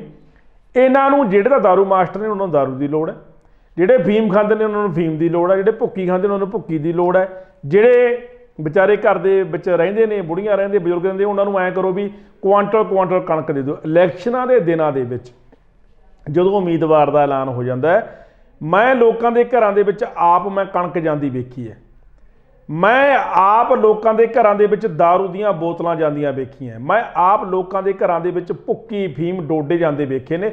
ਉਹਦਾ ਕਾਰਨ ਕੀ ਹੈ? ਕਿਉਂਕਿ ਉਹ ਚਾਟ ਤੇ ਲਾ ਕੇ ਰੱਖਦੇ ਨੇ। ਪੰਜਾਬ ਦੀ ਜਵਾਨੀ ਇੱਕ ਦਿਨ 'ਚ ਬਰਬਾਦ ਨਹੀਂ ਹੋਈ ਲੈਲ ਸਾਹਿਬ ਜੀ। ਪੰਜਾਬ ਦੀ ਜਵਾਨੀ ਬਰਬਾਦ ਕਰਨ ਵਾਸਤੇ ਜਿੰਨੇ ਅਕਾਲੀ ਦਲ ਵਾਲੇ ਜ਼ਿੰਮੇਵਾਰ ਨੇ, ਉਹਨੇ ਕਾਂਗਰਸ ਵਾਲੇ ਜ਼ਿੰਮੇਵਾਰ ਨੇ। ਇਹ ਹੁਣ ਦੋਸ਼ ਨਹੀਂ ਦੇ ਸਕਦੇ ਕਿ ਸੁਖਬੀਰ ਬਾਦਲ ਕਹੇ ਵੀ ਕਾਂਗਰਸ ਨੇ ਪੰਜਾਬ ਨੂੰ ਬਰਬਾਦ ਕਰਤਾ। ਰਾਜ ਜਿੰਨਾ ਅਕਾਲੀ ਦਲ ਬਾਦਲ ਨੇ ਕੀਤਾ, ਉਨਾ ਹੀ ਕਾਂਗਰਸ ਪਾਰਟੀ ਨੇ ਕੀਤਾ। ਮਿਲ ਕੇ ਲੁੱਟਿਆ ਪੰਜਾਬ ਨੂੰ, ਪੂਰੀ ਟੀਮ ਬਣਾ ਕੇ, ਪੂਰੀ ਯੂਨਿਟੀ ਬਣਾ ਕੇ। ਔਰ ਦਾਰੂ 500 ਕਰੋੜ 200 ਕਰੋੜ 200 ਕਰੋੜ ਦੀ ਦਾਰੂ ਚੱਲਦੀ ਹੈ, ਡੁਪਲੀਕੇਟ ਦਾਰੂ ਵਿਕਦੀ ਹੈ। ਇਹ ਗੱਲ ਨਹੀਂ ਕਿ ਪੁਲਿਸ ਦਾਰੂ ਨਹੀਂ ਫੜਦੀ ਹੈ, ਕਿਉਂਕਿ ਪੁਲਿਸ ਨੇ ਵੀ ਆਪਣਾ ਅਕਸ ਸਾਫ਼ ਰੱਖਣਾ ਹੈ। 100 ਕਰੋੜ ਦੀ ਦਾਰੂ ਕੱਢਦੀ ਹੈ, 10 ਲੱਖ ਦੀ ਦਾਰੂ ਫੜਦੀ ਹੈ। ਵੀ ਲਓ ਜੀ ਇੱਥੇ ਇਲੈਕਸ਼ਨਾਂ ਦੇ ਦਿਨਾਂ ਦੇ ਵਿੱਚ ਜੀ 100 ਪੇਟੀ ਫੜ ਲਈ, ਇੱਥੇ 50 ਪੇਟੀਆਂ ਫੜ ਲਈਆਂ, ਫੜੀਆਂ ਨਹੀਂ ਫੜਾਈਆਂ ਜਾਂਦੀਆਂ ਨੇ, ਇਸ ਵਾਸਤੇ ਕਿ ਲੋਕਾਂ ਦੇ ਵਿੱਚ ਪੁਲਿਸ ਦਾ ਅਕਸ ਖਰਾਬ ਨਾ ਹੋਵੇ। ਵੀ ਐ ਲੋਕਾਂ ਨੂੰ ਇਹ ਲੱਗੇ ਕਿ ਪੁਲਿਸ ਵਾਲਾ ਜੀ ਕੰਮ ਕਰ ਰਹੀ ਹੈ, ਪੁਲਿਸ ਨੇ ਤਾਂ ਨਜਾਇਜ਼ ਇਲੈਕਸ਼ਨ ਦੀ ਸ਼ਰਾਬ ਫੜ ਲਈ, ਪੁਲਿਸ ਨੇ ਤਾਂ ਇਹ ਫੜ ਲਈ। ਫਿਰ ਜੇ ਸ਼ਰਾਬ ਫੜ ਲਈ ਤਾਂ ਉਹਨਾਂ ਲੋਕਾਂ 'ਤੇ ਕਾਰਵਾਈ ਕਿਉਂ ਨਹੀਂ ਹੁੰਦੀ? ਜੇ ਸ਼ਰਾਬ ਫੜ ਲਈ ਤਾਂ ਉਹ ਟਰੱਕ ਜਿਹੜੇ ਜ਼ਬਤ ਕੀਤੇ ਸੀ, ਉਹ ਟਰੱਕ ਹੈ ਕਿੱਥੇ ਨੇ? ਉਹ ਛੱਡ ਕਿਵੇਂ ਦਿੱਤੇ ਜਾਂਦੇ ਨੇ? ਇਹੀ ਮਾਈਨਿੰਗ ਮਾਫੀਆ ਦਾ। ਰਾਤ ਨੂੰ ਤੁਸੀਂ ਟਰੈਕਟਰ ਫੜਦੇ ਹੋ ਵੀ ਇਹ ਮਾਈਨਿੰਗ 'ਚ ਫੜੇ ਗਏ ਨੇ, ਸਵੇਰੇ ਟਰੈਕਟਰ ਉਹ ਥਾਣੇ 'ਚ ਹੁੰਦੇ ਨਹੀਂ। ਰਾਤ ਨੂੰ ਤੁਸੀਂ ਟਰੱਕ ਫੜਦੇ ਹੋ, ਕਰੇਨਾ ਫੜਦੇ ਹੋ, ਤੁਸੀਂ ਕੰਬਾਈਨਾਂ ਫੜਦੇ ਹੋ, ਸਵੇਰੇ ਉਹ ਕੰਬਾਈਨਾਂ ਕਰੇਨਾ ਹੁੰਦੀਆਂ ਨਹੀਂ, ਜਾਂਦੀਆਂ ਕਿੱਥੇ ਨੇ? ਕਾਰਨ ਕੀ ਹੈ? ਇਹ ਪੋਲੀਟੀਕਲੀ ਤੰਤਰ ਮੰਤਰ ਹੈ। ਪੋਲੀਟੀਕਲੀ ਲੋਕ ਨੇ, ਇਹ ਲੋਕ ਚੰਗੀ ਤਰ੍ਹਾਂ ਜਾਣਦੇ ਨੇ ਕਿ ਪੰਜਾਬ ਨੂੰ ਕਿਵੇਂ ਲੁੱਟਣਾ, ਕਿਵੇਂ ਅਸੀਂ ਗਰਾਂਟਾਂ ਖਾਣੀਆਂ ਨੇ, ਕਿਵੇਂ ਜੇ ਇੰਨਾ ਪੈਸਾ ਪੰਜਾਬ 'ਚ ਆਉਂਦਾ ਹੈ, ਕੇਂਦਰ ਸਰਕਾਰ ਵੀ ਭੇਜਦੀ ਹੈ ਪੰਜਾਬ ਨੂੰ। ਜੇ ਇਮਾਨਦਾਰੀ ਦੀ ਨਿਗਾਹ ਨਾਲ ਦੇਖਿਆ ਜਾਵੇ, ਅੱਜ ਹੁਣ ਅੱਗੇ ਜੀ ਬਹੁਤ ਸਾਰੇ, ਤੁਸੀਂ ਤਾਂ ਬੇਟ ਦੇ ਏਰੀਏ ਦੀ ਗੱਲ ਕਰਦੇ ਆਪਾਂ, ਜਿਹੜੇ ਬਾਰਡਰ ਦੇ ਏਰੀਏ 'ਤੇ ਨੇ, ਅੱਜ ਤੱਕ ਲੋਕ ਕਿਸ਼ਤੀਆਂ 'ਚ ਤੁਰੇ ਫਿਰਦੇ ਨੇ। ਹਰੇਕ ਲੀਡਰ ਜਾਂਦਾ ਹਰੇਕ ਇਲੈਕਸ਼ਨ ਦੇ ਵਿੱਚ ਕਿ ਪੁਲ ਬਣਾਵਾਂਗੇ, ਪੁਲ ਨਹੀਂ ਬਣਾ ਸਕੇ, ਕੱਚੇ ਪੁਲ ਬਣਾਉਂਦੇ ਨੇ, ਉਹ ਟੁੱਟ ਜਾਂਦੇ ਨੇ। ਅੱਜ ਵੀ ਲੋਕ ਚੱਪੂ ਵਾਲੀਆਂ ਕਿਸ਼ਤੀਆਂ, ਵੱਡੀਆਂ ਕਿਸ਼ਤੀਆਂ ਦੇ ਵਿੱਚ ਲੋਕ ਇੱਕ ਪਿੰਡ ਤੋਂ ਦੂਜੇ ਪਿੰਡ ਜਾਂਦੇ ਨੇ। ਬਾਰਡਰ ਦੇ ਲੋਕਾਂ ਨੂੰ ਇਹ ਫਿਕਰ ਪੈ ਜਾਂਦਾ ਕਿ ਜਦੋਂ ਹੜ੍ਹ ਆ ਗਏ ਅਸੀਂ ਜਾਵਾਂਗੇ ਕਿੱਥੇ? ਹਰੇਕ ਵਾਰ ਜਾਂਦੇ ਨੇ। ਨਾ ਕਦੇ ਸੇਮ ਦਾ ਮਸਲਾ ਹੱਲ ਕੀਤਾ ਸਰਕਾਰਾਂ ਦੇ ਕਿਸੇ ਬੰਦਿਆਂ ਨੇ। MLA ਇੱਕ ਲੋਕਾਂ ਦਾ ਨੌਕਰ ਹੈ ਲੈਲ ਸਾਹਿਬ ਜੀ। MLA ਇੱਕ ਨੌਕਰ ਹੈ, ਔਰ ਨੌਕਰ ਰਾਜਾ ਬਣ ਜਾਂਦਾ। ਮੈਂ 2 ਦਿਨ ਪਹਿਲਾਂ, ਪਿਛਲੇ ਐਤਵਾਰ ਦੀ ਗੱਲ ਹੈ, ਪਿਛਲੇ ਐਤਵਾਰ ਮੈਂ ਕੁਝ ਪ੍ਰੋਪਰਟੀ ਵੇਖਣ ਗਿਆ, 1.25 ਕਰੋੜ 1.5 ਕਰੋੜ ਦੇ ਉਹ ਫਲੈਟ ਸੀਗੇ। ਤੇ ਮੈਨੂੰ ਉਹ ਦਿਖਾਉਂਦਾ ਡੀਲਰ, ਉਹ ਕਹਿੰਦੇ ਵੀ ਇਹਦੇ ਵਿੱਚ 3-4 ਫਲੈਟ ਤਾਂ MLA ਦੇ ਨੇ। ਮੈਨੂੰ ਕਿਉਰਿਓਸਿਟੀ ਵੱਧ ਗਈ, ਮੈਂ ਨਾਂ ਪੁੱਛਣ ਦੀ ਗੱਲ ਕੀਤੀ। ਮੈਂ ਭਾਈ ਨਾਂ ਹੀ ਦੱਸ ਦਿਓ। ਕਹਿੰਦਾ ਭਾਜੀ ਇਹ ਨਹੀਂ ਦੱਸ ਸਕਦੇ ਵੀ ਕਿਹੜੇ MLA। ਤੁਸੀਂ ਦੇਖੋ 1.5 ਕਰੋੜ ਦੇ ਫਲੈਟ ਬੁੱਕ ਕਰਵਾਈ ਬੈਠੇ ਨੇ ਇਹ ਲੋਕ। ਕਿੱਥੋਂ ਆਉਂਦੇ ਇਹਨਾਂ ਕੋਲੇ ਪੈਸੇ? ਇਹਨਾਂ ਲੀਡਰਾਂ ਦੀਆਂ ਸ਼ੂਗਰ ਮਿੱਲਾਂ ਨੇ, ਇਹਨਾਂ ਲੀਡਰਾਂ ਦੀਆਂ ਪੇਪਰ ਮਿੱਲਾਂ ਨੇ, ਇਹਨਾਂ ਲੀਡਰਾਂ ਦਾ ਟਰਾਂਸਪੋਰਟ ਦੇ ਵਿੱਚ ਹਿੱਸਾ, ਇਹਨਾਂ ਲੀਡਰਾਂ ਦਾ ਜਹਾਜ਼ਾਂ ਦੇ ਵਿੱਚ, ਪ੍ਰਾਈਵੇਟ ਪਲੇਨਾਂ 'ਚ ਹਿੱਸਾ। ਕਿੱਥੋਂ ਆਉਂਦਾ? ਲੋਕਾਂ ਦਾ ਪੈਸਾ। ਲੁੱਟ ਇਹਨਾਂ ਨੇ ਪੰਜਾਬ ਨੂੰ ਇੰਨਾ ਕੁ ਬਰਬਾਦ ਕਰਤਾ। ਐਵੇਂ ਫੜਾ ਮਾਰੀ ਜਾਂਦੇ, ਨਵਜੋਤ ਸਿੰਘ ਸਿੱਧੂ ਫੜਾ ਮਾਰੀ ਜਾਂਦਾ ਸਟੇਜ ਤੇ, ਐਂ ਕਰ ਦਿਆਂਗੇ, ਉਹ ਕਰ, ਕੀ ਕਰ ਦੇਂਗੇ? ਕੁਛ ਵੀ ਨਹੀਂ ਕਰ ਸਕਦਾ। ਫੇਰ ਵੀ ਕੁਲਵੰਤ ਗਿੱਲ ਜੀ ਇਹ ਆਮ ਆਦਮੀ ਨੇ, ਇਹ ਆਮ ਆਦਮੀ ਨੇ, ਫੇਰ ਵੀ ਇਹ ਆਮ ਆਦਮੀ, ਇਹ ਕਰੋੜ ਦੀ ਗੱਡੀ 'ਚ ਘੁੰਮਦੇ ਨੇ। ਇਹ ਆਮ ਆਦਮੀ ਨੇ। 3.5 ਕਰੋੜ ਦੀ ਗੱਡੀ ਆ ਜਿਹੜੀ ਸਾਡੇ CM ਦੇ ਬੇਟੇ ਕੋਲੇ ਆ, ਤੇ 650 ਕਰੋੜ ਦੀ ਜਿਹੜੀ ਅੱਜ ਦੀ ਜਿਹੜੀ ਨੌਕਰੀ ਹੈ, ਉਹ ਪ੍ਰਾਪਰਟੀ ਦਾ ਮਾਲਕ ਹੈ। ਸੋ ਕਹਿਣ ਦਾ ਮਤਲਬ ਇਹ ਹੈ, ਇਹ ਸਾਰਾ ਸਿਸਟਮ ਮਾਈਨਿੰਗ ਨੂੰ ਰੋਂਦੇ ਆ, ਮਾਈਨਿੰਗ ਫਲਾਣੀ ਮਾਈਨਿੰਗ ਫਾਨੀ। ਸੁੱਖ ਸਰਕਾਰੀਆ ਮਾਈਨਿੰਗ ਦਾ ਮੰਤਰੀ ਸੀ, ਤੇ ਮਾਈਨਿੰਗ ਦੇ ਪਹਿਲੇ ਜਦੋਂ ਇਹਦਾ ਟੈਂਡਰ ਹੋਇਆ ਤੇ ਕਹਿੰਦੇ ਨੇ ਮੈਨੂੰ ਇਹ ਨਾਲੇ ਤੋਂ ਕੱਲ ਫੋਨ ਆਇਆ ਵੀ 80 ਕਰੋੜ ਰੁਪਏ ਦੇ ਘਰ ਪਹਿਲਾਂ ਪਹੁੰਚਾਤਾ ਉਹਨਾਂ ਨੇ। ਅੱਛਾ, ਚਲੋ ਖੈਰ ਇਹਦਾ ਕੋਈ ਅਥੈਂਟਿਕ ਸਬੂਤ ਨਾ ਹੋਣ ਕਰਕੇ ਅਸੀਂ ਇਹ 'ਤੇ ਸਟ੍ਰੈਸ ਨਹੀਂ ਕਰਦੇ। ਕਈ ਵਾਰ ਵਿਰੋਧੀ ਜਾਂ ਕੁਝ ਹੋਰ ਬੰਦੇ ਬਿਨਾਂ ਸਬੂਤਾਂ ਦੇ ਕਿਸੇ ਦੇ ਉੱਤੇ ਦੋਸ਼ ਲਾ ਦਿੰਦੇ ਨੇ। ਮੇਰਾ ਕਹਿਣ ਦਾ ਮਤਲਬ ਇਹ ਹੈ ਵੀ ਸਾਡਾ ਸਿਸਟਮ ਜਿਹੜਾ ਨਾ ਇੰਨਾ ਕਰਪਟ ਹੋ ਚੁੱਕਾ ਹੈ। ਕਰਪਸ਼ਨ ਦੀ ਗੱਲ ਜਿਹੜੀ ਜਦੋਂ ਕਰਨ ਲੱਗਦੇ ਆ ਤੇ ਕਾਂਗਰਸ ਦੀ ਆਪਣੀ ਜ਼ਬਾਨੀ ਆ ਵੀ ਕਾਂਗਰਸ ਨੇ ਹੁਣ ਜਦੋਂ ਟਿਕਟਾਂ ਦੀ ਗੱਲ ਆਈ ਹੈ ਨਾ, ਤੇ ਟਿਕਟਾਂ ਦੀ ਵੰਡ ਦੇ ਵਿੱਚ ਜਿਹੜੀ ਇਹਨਾਂ ਨੇ ਲਿਸਟ ਬਣਾ ਕੇ ਭੇਜੀ, ਉਹਦੇ ਉੱਤੇ ਅਜੇ ਬਹੁਤ ਕਿੰਤੂ ਪ੍ਰੰਤੂ ਹੋ ਰਹੇ ਨੇ। ਬਿਲਕੁਲ ਉਹਨਾਂ ਦੇ ਅੰਦਰ ਜਿਹੜੀ ਇਹਨਾਂ ਨੇ ਸਰਵੇ ਦੁਬਾਰਾ ਕਰਾਉਣ ਦੀ ਕੋਸ਼ਿਸ਼ ਕੀਤੀ ਆ, ਉਹਨਾਂ ਸਰਵੇ ਦੇ ਵਿੱਚ ਵੀ ਬਹੁਤ ਗਿਣਤੀ ਜਿਹੜੇ ਇਹਨਾਂ ਦੇ ਆਗੂ ਨੇ ਜਾਂ ਜਿਹੜੇ ਮੌਜੂਦਾ MLA ਜਾਂ ਮੰਤਰੀ ਨੇ ਜਾਂ ਹੋਰ ਜਿਹੜੇ ਜਿਨ੍ਹਾਂ ਨੇ ਅਪਲਾਈ ਕੀਤਾ ਉਹਦੇ 'ਚ ਦਾਗੀ ਨੇ। ਹੁਣ ਆਪਣੇ ਬੰਦਿਆਂ ਨੂੰ ਦਾਗੀ ਕਰਨ ਵਾਸਤੇ ਜਾਂ ਦਾਗੀ ਕਹਿਣ ਵਾਸਤੇ ਇੰਨੀ ਹਿੰਮਤ ਨਹੀਂ ਹੈ ਜੀ। ਅੱਜ ਵੀ ਇੱਕ ਬਿਆਨ ਆਇਆ ਸੀਗਾ ਵੀ ਜਿਹੜੀਆਂ 50 ਸੀਟਾਂ ਦੀ ਅਸੀਂ ਇਨਵੈਸਟੀਗੇਸ਼ਨ ਕੀਤੀ ਹੈ, ਜਿਨ੍ਹਾਂ ਚੋਂ ਕਿਤੇ ਉਹਦੇ ਚੋਂ ਕੁਝ ਪਰਸੈਂਟ ਅਜੇ ਵੀ ਜਿਹੜੀਆਂ ਸੀਟਾਂ ਨੇ 25 ਤੋਂ 30% ਅਜੇ ਵੀ ਸ਼ੱਕ ਦੇ ਘੇਰੇ 'ਚ ਨੇ ਜੀ। ਉਹ ਸ਼ੱਕ ਦਾ ਘੇਰਾ ਕੀ ਹੈ? ਕਿਉਂਕਿ ਉਹਨਾਂ ਦੇ ਉੱਤੇ ਕਿਤੇ ਨਾ ਕਿਤੇ ਦਾਗੀ ਨੇ, ਕਿਤੇ ਨਾ ਕਿਤੇ ਉਹਨਾਂ ਦਾ ਜਿਹੜਾ ਕਿਸੇ ਨਾ ਕਿਸੇ ਘਪਲੇ 'ਚ ਨਾ ਆ। ਪਰ ਜਿਹੜੇ ਹੁਣ ਆਉਣਗੇ ਵੀ, ਜਿਨ੍ਹਾਂ ਨੂੰ ਉਹ ਸਾਫ਼ ਸੁਥਰੇ ਸਮਝਦੇ ਨੇ, ਉਹਨਾਂ ਸਾਫ਼ ਸੁਥਰਿਆਂ ਦੇ ਵਿੱਚ ਵੀ ਘੱਟੋ ਘੱਟ ਵੀ 90% ਬੰਦੇ ਜਿਹੜੇ ਕਿਸੇ ਨਾ ਕਿਸੇ ਕੇਸ 'ਚ ਇਨਵੋਲਵ ਹੋਣਗੇ। ਬਿਲਕੁਲ ਐਲ ਸਾਹਿਬ, ਪਰ ਉਹਦਾ ਲੋਕਾਂ ਨੂੰ ਪਤਾ ਨਹੀਂ ਹੋਏਗਾ। ਕਿਤੇ ਨਾ ਕਿਤੇ ਘਪਲਿਆਂ 'ਚ ਹੋਣਗੇ, ਉਹਨਾਂ ਦੀ ਪ੍ਰਾਪਰਟੀਆਂ 'ਚ ਹੋਣਗੇ, ਕਿਸੇ ਨਾ ਕਿਸੇ ਹੋਰ ਹਿੱਸੇ 'ਚ ਹੋਣਗੇ। ਸੋ ਇਹ ਰਾਜਨੀਤਿਕ ਲੋਕਾਂ ਦਾ ਇੱਕ ਕਿਰਦਾਰ ਹੈ। ਔਰ ਈਵਨ ਦੈਨ ਇਹ ਵੀ ਸਰਗੋਸ਼ੀਆਂ ਆ ਰਹੀਆਂ ਨੇ ਵੀ ਆਮ ਆਦਮੀ ਪਾਰਟੀ ਵੱਲੋਂ ਵੀ ਆਪਣੇ ਜਿਹੜੇ ਕੈਂਡੀਡੇਟ ਇਕੱਠੇ ਕੀਤੇ ਜਾ ਰਹੇ ਨੇ, ਉਹਨਾਂ ਦੇ ਵਿੱਚੋਂ ਵੀ ਬਹੁਤ ਗਿਣਤੀ ਜਿਹੜੀ ਆ ਉਹਨਾਂ ਘਰਾਣਿਆਂ ਦੇ ਨੂੰ ਟਿਕਟ ਦਿੱਤੀ ਜਾ ਰਹੀ ਹੈ, ਜਿਹੜੇ ਖਾਂਦੇ ਪੀਂਦੇ ਘਰਾਣੇ, ਜਿਹੜੇ ਬਹੁਤ ਰਾਈਸ ਨੇ, ਜਿਹੜੇ ਜਿਨ੍ਹਾਂ ਕੋਲ ਪੈਸਾ ਹੈ, ਜਿਨ੍ਹਾਂ ਕੋਲ ਚੰਗੀ ਸ਼ੋਹਰਤ ਹੈ, ਉਹਨਾਂ ਕੋਲੇ ਉਹ ਵੀ ਆਮ ਆਦਮੀ ਤੋਂ ਭੜਕੇ ਹੋਏ ਨੇ। ਸੋ ਕਹਿਣ ਦਾ ਮਤਲਬ ਸ਼੍ਰੋਮਣੀ ਅਕਾਲੀ ਦਲ ਨੇ ਜਿੰਨੇ ਵੀ ਕੈਂਡੀਡੇਟ ਅਨਾਉਂਸ ਕੀਤੇ ਨੇ, ਉਹਨਾਂ ਸਾਰੇ ਕੈਂਡੀਡੇਟਾਂ ਦਾ, ਇਹਨਾਂ ਕੈਂਡੀਡੇਟਾਂ ਦਾ, ਆਮ ਆਦਮੀ ਪਾਰਟੀ ਦੇ ਕੈਂਡੀਡੇਟਾਂ, ਇਹ ਸਾਰੇ ਜਿਹੜੇ ਨੇ ਇੱਕੋ ਹੀ ਉਹ ਮਤਲਬ ਤੱਕੜੀ ਦੇ ਵੱਟੇ ਨੇ ਜੋ ਕਹਿੰਦੇ। ਸੋ ਕਹਿਣ ਦਾ ਮਤਲਬ ਜੇ ਅੱਜ ਕਿਸਾਨ ਜਥੇਬੰਦੀਆਂ ਇਹ ਤੈਅ ਕਰਕੇ ਚੋਣਾਂ ਦੇ ਮਤਲਬ ਮੈਦਾਨ 'ਚ ਕੁੱਦ ਰਹੀਆਂ ਨੇ, ਤਾਂ ਉਹ ਬਹੁਤ ਵੱਡੀ ਗਲਤੀ ਕਰ ਰਹੀਆਂ ਨੇ। ਗਲਤੀ ਇਸ ਕਰਕੇ ਕਰ ਰਹੀਆਂ ਨੇ ਵੀ ਜਿਹੜੀਆਂ 400 ਦੇ ਵਿੱਚੋਂ 22 ਜਥੇਬੰਦੀਆਂ ਪੰਜਾਬ ਦੇ ਅੰਦਰ ਇਹ ਕਹਿ ਕੇ ਵੀ ਸਾਡੇ ਦੇ ਉੱਤੇ ਬਹੁਤ ਵੱਡਾ ਦਬਾਅ ਆ, ਬਹੁਤ ਪੱਤਰਕਾਰਾਂ ਨੇ, ਬਹੁਤ ਜਿਹੜੇ ਜਰਨਲਿਸਟਾਂ ਨੇ ਸਵਾਲ ਕੀਤੇ ਨੇ ਵੀ ਤੁਸੀਂ ਕੀ ਜਵਾਬ ਦਿਓਗੇ ਉਸ ਵੇਲੇ ਜਦੋਂ 700 ਜਿਹੜੇ ਬੰਦੇ ਤੁਹਾਡੇ ਸ਼ਹੀਦ ਹੋ ਗਏ ਨੇ, ਕੀ ਜਵਾਬ ਦਿਓਗੇ? ਲੋਕੀ ਤੁਹਾਨੂੰ ਪੁੱਛਣਗੇ ਵੀ ਕੀ ਤੁਸੀਂ MSP ਲਾਗੂ ਕਰਵਾ ਲਈ ਆ? ਤੁਹਾਨੂੰ ਉਹ ਪੁੱਛਣਗੇ ਕਿ ਜਿਹੜੇ ਕੇਸ ਜਿਨ੍ਹਾਂ ਬੰਦਿਆਂ ਦੇ ਉੱਤੇ ਦਰਜ ਹੋਏ ਸੀ ਇਸ ਕਿਸਾਨੀ ਦੇ ਸੰਘਰਸ਼ ਦੇ ਦੌਰਾਨ, ਉਹ ਵਾਪਸ ਹੋ ਗਏ ਨੇ, ਉਹ ਰੱਦ ਹੋ ਗਏ ਨੇ? ਨਹੀਂ ਹੋਏ। ਤੁਸੀਂ ਜਵਾਬ ਨਹੀਂ ਦੇ ਸਕਦੇ। ਔਰ ਉਹ ਜਥੇਬੰਦੀਆਂ ਤੁਹਾਡੇ ਖਿਲਾਫ ਜਿਹੜੀਆਂ ਇਹਦੇ 'ਚ ਸ਼ਾਮਲ ਨਹੀਂ ਹੈ, ਉਹ ਤੁਹਾਨੂੰ ਸਵਾਲ ਜਵਾਬ ਪੁੱਛਣਗੀਆਂ, ਤੁਹਾਡਾ ਵਿਰੋਧ ਕਰ ਰਹੀਆਂ, ਕੀ ਜਵਾਬ ਦਿਓਗੇ? ਤੇ ਰਾਜੇਵਾਲ ਸਾਹਿਬ ਨੇ ਇੱਕ ਸਵਾਲ ਕੀਤਾ ਸੀ ਵੀ ਕੀ ਆਮ ਤੌਰ ਤੇ ਸੁਣਿਆ ਜਾ ਰਿਹਾ ਵੀ ਤੁਸੀਂ ਆਮ ਆਦਮੀ ਪਾਰਟੀ ਨਾਲ ਕੋਈ ਸਮਝੌਤੇ ਦੀ ਗੱਲ ਕਰੋਗੇ, ਜਦੋਂ ਕਿ 117 ਸੀਟਾਂ 'ਚੋਂ 98 ਸੀਟਾਂ ਅਨਾਉਂਸ ਕਰ ਚੁੱਕੀ ਹੈ। ਉਹ ਕਹਿੰਦਾ ਇਹ ਤੇ ਰਾਜਨੀਤੀ ਹੈ, ਪੋਲਿਟਿਕਸ ਹੈ, ਤੇ ਪੋਲਿਟਿਕਸ ਕੁਝ ਵੀ ਹੋ ਸਕਦਾ ਹੈ, ਕਿਸੇ ਨਾਲ ਵੀ ਗੱਲ ਕੀਤੀ ਜਾ ਸਕਦੀ ਹੈ। ਇਹ ਗੱਲ ਰਾਜੇਵਾਲ ਸਾਹਿਬ ਸਹੀ ਹੈ, ਤੁਸੀਂ ਆਜ਼ਾਦ ਹੋ, ਹਰ ਮਨੁੱਖ ਆਜ਼ਾਦ ਆ, ਕਿਤੇ ਵੀ ਗੱਲ ਕਰ ਸਕਦਾ। ਹਰ ਨਾਗਰਿਕ ਨੂੰ ਇਹ ਪਾਵਰ ਹੈ, ਅਧਿਕਾਰ ਹੈ ਕਿ ਉਹ ਕਿਸੇ ਨਾਲ ਵੀ ਗੱਲ ਕਰ ਸਕਦਾ, ਕਿਸੇ ਨਾਲ ਵੀ ਸਮਝੌਤਾ ਕਰ ਸਕਦਾ। ਪਰ ਸਮਝੌਤਾ ਕਰਨ ਤੋਂ ਪਹਿਲਾਂ ਆਪਣੇ ਉਹਨਾਂ 700 ਜਾਂ 800 ਸ਼ਹੀਦ ਬੰਦਿਆਂ ਦੀਆਂ ਪਰਿਵਾਰਾਂ ਵੱਲ ਜ਼ਰੂਰ ਵੇਖ ਲਿਓ। ਕੱਲ ਤੱਕ ਦੇ ਤੁਸੀਂ ਆਪਣੀ ਇਸ ਤਾਕਤ ਦੇ ਨਾਲ ਸਰਕਾਰਾਂ ਨੂੰ ਨਿਭਾਉਂਦੇ ਰਹੇ ਹੋ, ਔਰ ਕੱਲ ਜਦੋਂ ਇਹ ਇਲੈਕਸ਼ਨ ਹੋਣ ਤੋਂ ਬਾਅਦ ਤੁਹਾਡੇ ਹੱਥ ਪੱਲੇ ਕੁਛ ਨਾ ਆਇਆ, ਫਿਰ ਕੀ ਕਰੋਗੇ? ਇਹ ਗਲਤ ਕੰਮ ਹੋ ਗਿਆ। ਸੋ ਕਹਿਣ ਦਾ ਭਾਵ ਤੁਹਾਡਾ ਇਹ ਲੜਾਈ ਜਿਹੜੀ ਹੈ, ਜਿਹੜੀ ਤੁਸੀਂ ਵਿੱਢੀ ਸੀ, ਇਸ ਲੜਾਈ ਨੂੰ ਲਗਾਤਾਰ ਜਾਰੀ ਰੱਖਦੇ, ਤੁਹਾਡੀ ਇਸ ਲੜਾਈ ਤੋਂ ਸਿੱਖਿਅਤ ਹੋ ਕੇ ਗਿਆਨ ਲੈ ਕੇ ਬਾਕੀ ਜਥੇਬੰਦੀਆਂ ਵੀ ਪੰਜਾਬ ਦੀਆਂ ਜਿਹੜੀਆਂ ਸੀ ਉਹ ਸੰਘਰਸ਼ ਵੱਲ ਵੱਧ ਰਹੀਆਂ ਸੀ। ਫਿਰ ਉਹਨਾਂ ਸੰਘਰਸ਼ਾਂ ਦੀ ਵੀ ਪ੍ਰਾਪਤੀ ਹੋਣੀ ਸੀ। ਤੇ ਇਹ ਸਾਰੇ ਸੰਘਰਸ਼ ਕਿਸੇ ਵੀ ਖੇਤਰ ਤੋਂ ਲੜੇ ਜਾਂਦੇ, ਕਿਸਾਨੀ ਆਪਣੀ ਲੜਦੀ, ਮਜ਼ਦੂਰ ਆਪਣੀ ਲੜਦੇ, ਮੁਲਾਜ਼ਮ ਆਪਣੀ ਲੜਦੇ, ਔਰ ਹਰ ਧਿਰ ਜਿਹੜੀ ਆਪੋ ਆਪਣੇ ਹੱਕਾਂ ਤੇ ਮੰਗਾਂ ਲਈ ਲੜਾਈ ਲੜਦੀ ਤੇ ਇੱਕ ਮੂਵਮੈਂਟ ਬਣ ਜਾਂਦੀ, ਇੱਕ ਲੋਕ ਆਧਾਰ ਬਣ ਜਾਂਦਾ, ਫਿਰ ਉਹ ਲੋਕ ਲਹਿਰ ਹੀ ਸਮੁੱਚੇ ਲੋਕਾਂ ਦੀ ਮੁਕਤੀ ਦਾ ਇੱਕ ਹੱਲ ਬਣ ਜਾਣਾ ਸੀ। ਫਿਰ ਤੁਸੀਂ ਆਗੂ ਬਣ ਕੇ ਨਿਕਲਣਾ ਸੀ ਉੱਥੇ, ਫਿਰ ਤੁਹਾਨੂੰ ਲੋਕਾਂ ਨੇ ਕਹਿਣਾ ਸੀ ਇਹ ਆ ਰਾਜੇਵਾਲ ਸਾਹਿਬ। ਸੋ ਇਹ ਗੰਧਲੀ ਸਿਆਸਤ ਦੇ ਵਿੱਚ ਤੁਸੀਂ ਇੱਕ ਛੋਟਾ ਜਿਹਾ ਗੀਟਾ ਸੁੱਟਣ ਲੱਗੇ ਹੋ। ਇਸ ਗੰਧਲੀ ਸਿਆਸਤ 'ਚ ਉਸ ਗੀਟੇ ਦਾ ਕੋਈ ਮੁੱਲ ਨਹੀਂ ਰਹਿਣਾ। ਲੈਲ ਸਾਹਿਬ ਪਤਾ ਕੀ ਚੰਗਾ ਹੋਵੇ ਕਿ ਅਜੇ ਵੀ ਕੁਛ ਨਹੀਂ ਵਿਗੜਿਆ, ਅਜੇ ਕੁਛ ਨਹੀਂ ਖਰਾਬ ਹੋਇਆ, ਵਾਪਸ ਹੋ ਜਾਓ। ਤੁਸੀਂ ਫੇਰ ਵੀ ਕੋਈ ਡਿਸਾਈਡ 15 ਜਨਵਰੀ ਨੂੰ ਸਮੁੱਚੀਆਂ ਕਿਸਾਨ ਜਥੇਬੰਦੀਆਂ ਦਾ ਇੱਕ ਮੇਲ ਹੋਣਾ, ਮੀਟਿੰਗ ਹੋਣੀ ਹੈ। ਉਸ ਮੀਟਿੰਗ 'ਚ ਜਾ ਕੇ ਇਹ ਗੱਲ ਨੂੰ ਖਤਮ ਕਰ ਦਿਓ ਵੀ ਅਸੀਂ ਕਿਸੇ ਦੀ ਹਮਾਇਤ ਨਹੀਂ ਕਰਨੀ, ਕਿਸੇ ਦਾ ਵਿਰੋਧ ਨਹੀਂ ਕਰਨਾ, ਬਾਈਕਾਟ ਨਹੀਂ ਕਰਨਾ, ਪਰ ਅਸੀਂ ਪਿੰਡਾਂ ਦੇ ਅੰਦਰ ਉਹਨਾਂ ਰਾਜਨੀਤਿਕ ਲੋਕਾਂ ਨੂੰ ਲੋਕਾਂ ਦੇ ਮੰਗਾਂ ਤੇ ਮਸਲਿਆਂ ਦੇ ਉੱਤੇ ਜਵਾਬ ਸਵਾਲ ਜ਼ਰੂਰ ਕਰਾਂਗੇ।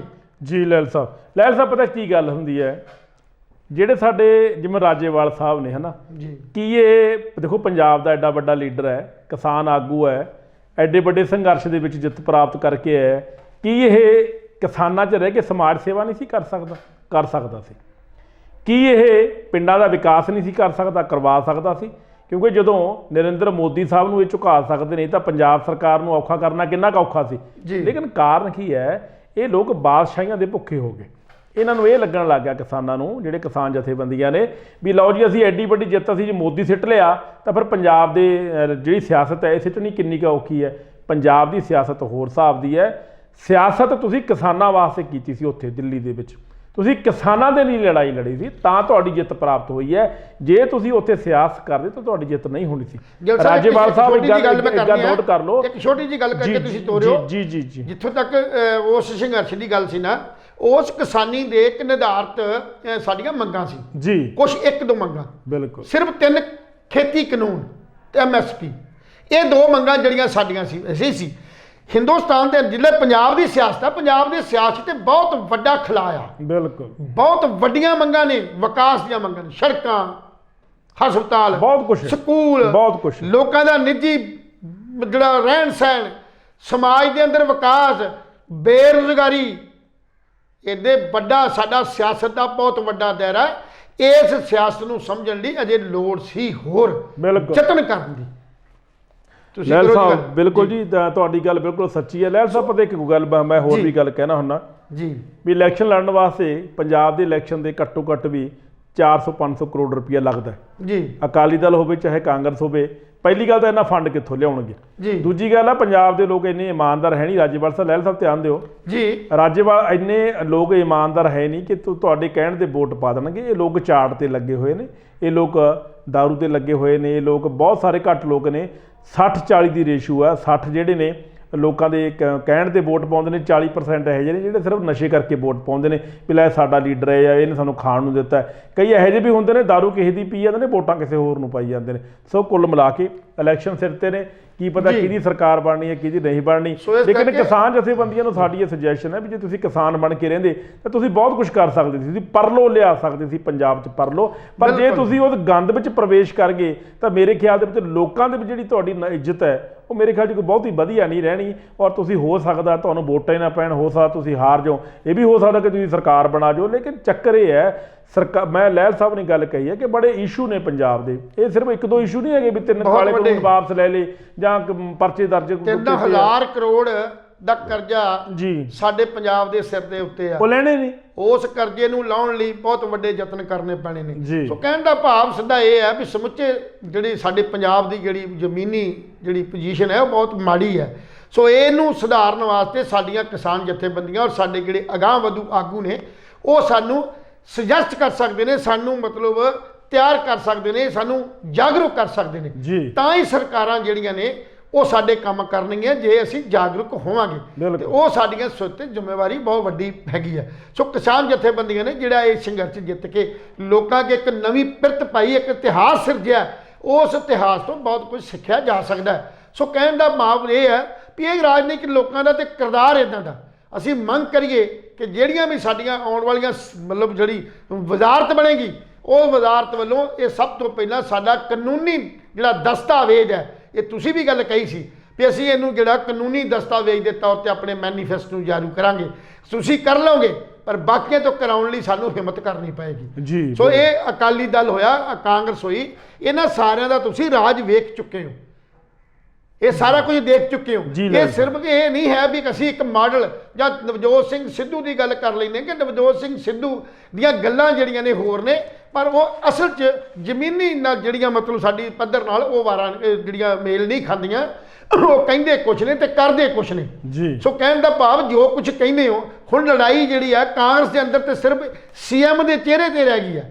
ਭਾਵੇਂ ਕਿ ਇਹ ਸੈਂਟਰ ਕਮੇਟੀ ਨੇ ਵੀ ਗੱਲ ਕਹਿਤੀ ਵੀ ਅਸੀਂ ਇਹ ਚਿਹਰਾ ਨਹੀਂ ਸਾਬਤ ਕਰਨਾ, ਉਹ ਸਿਰਫ ਇੱਕ ਗੱਲ ਦਾ ਲਾਹ ਲੈਣਾ ਚਾਹੁੰਦੇ ਨੇ।